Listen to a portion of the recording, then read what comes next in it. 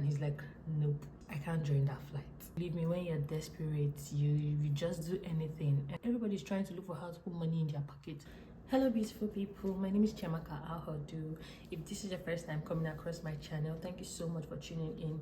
Please don't forget to subscribe and become a part of our community. Today's video is going to be a chit chat where I give you gist on how I almost missed my flight to Canada. So I already have my tea, you can get yours, and let's get right into the video.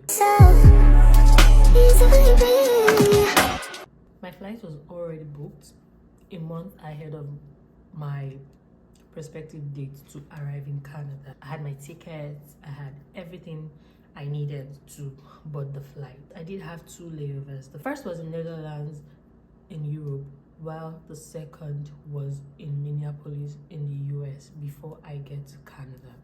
So like I said, I already had my tickets a month ahead of time and I was ready to move the day I was supposed to get on the flight. So I got to the airport 3 hours earlier than normal. My flight was for 10 p.m.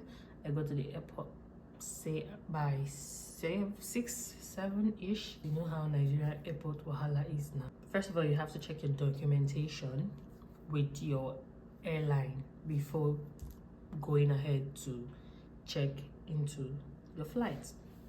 So when the guy was checking my documentation after I had joined the long queue, he looked at me and he said, "Ma'am, do you have the necessary document to allow you stay over in the US for your layover before the next flight?"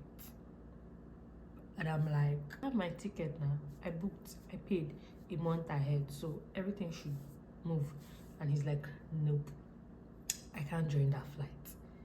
That was about an hour to the time of the flight. I began panicking. I didn't know what to do. He redirected me to the office. I went to the office. I spoke to the staff. Oh, this is my situation. I already booked this flight ahead of time and today is the D-Day. And you people are telling me that I can't move. Let's even say it's my fault.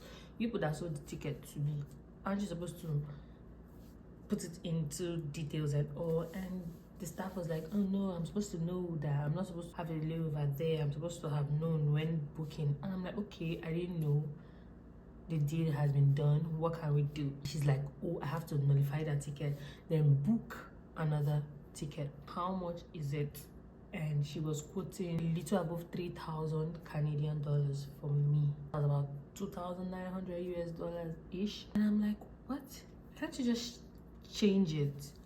And she's like, oh no, they can't change it. I just have to rebook the ticket. I'm supposed to see that kind of money. At that moment, it wasn't planned for. And also bear in mind that if I refuse to get on that flight, it's gonna be a no-show because obviously I didn't get on the flight. So either ways, the chances weren't looking so good. I remember being so upset. I just kept on wondering what I was supposed to do.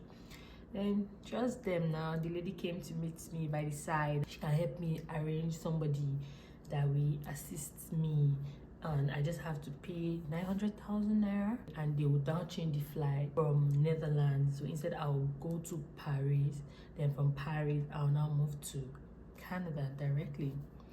And guys, believe me, when you're desperate, you just do anything. I was about to make payment of the 900k, which she supposedly said I should pay and she will help me sort it out. That was when a man walked by wearing the same airline's uniform, and he looked at me and he's like, is there an issue? And I was like, oh no, there's no issue, because at that moment I was disheartened. I didn't really feel like talking because I'm like, what can you do if I tell you what the issue is? And he's like, okay. Then he left. Then he was coming back to the stairs again and he looked at me and he's like, are you really fine? Is everything okay? Then I told him what happened, like, oh, I made a mistake when I was booking and my flight's supposed to leave by 10 and this is already a few minutes to 10 and I've been told to book another ticket. And the man was like, wow, that yes, I'm supposed to book another ticket because the error is from my own end. But he just feel led by the Holy Spirit and that he will help me save money, so I shouldn't book any other ticket. That was when he called the supposed lady that wanted to collect 900,000 naira from me and told her that she should move my flight to Paris instead of Netherlands, and from Paris I could get to my destination. I was in shock. I was like, wow, this is a miracle. So don't forget, the flight to Netherlands was for 10 p.m. So the flight to Paris was for 11 p.m. So I just had to wait an hour extra. But that is how I would have missed my flight and paid another money to get on another flight, and it won't even make sense. On this channel, I'm all for giving you guys the tea. I wouldn't want you to make some of the mistakes that I made. That's why I come up here and share issues that are arising so that I could help someone else not to go through what I went through. So the first tip I'll give you would be for you to ensure you have the necessary documents needed to wait at the country during your layover. So please, when you book your flight, make sure you have the necessary valid visas to wait during your layover, because some countries won't just let you wait before booking the next flight. They need you to have some documents before waiting or being in their country, pending when you move. The next tip I would give would be for you to get to the airport at least minimum of 3 hours before your flight to rectify whatever issue needs to be rectified ahead of time. Imagine if I had gotten to the airport by say 9 p.m. Imagine the premium shege I would have experienced. Definitely I would have missed that flight. Please plan ahead. Get to the airport early as you can get there, so that just in case there's any matter arising, you have enough time to rectify the matter before it becomes an issue and you miss your flight. Lastly, I would say do your research. Do your research way ahead of your prospective flight date and ask the airline officials or staff for clarification when in doubt. Do your research. Make sure you research. Know about the countries where you're having your layovers at. Do they need some necessary documents? Do they need some valid visas? Because in as much as you have the valid visa for your destination country, how about the layover countries?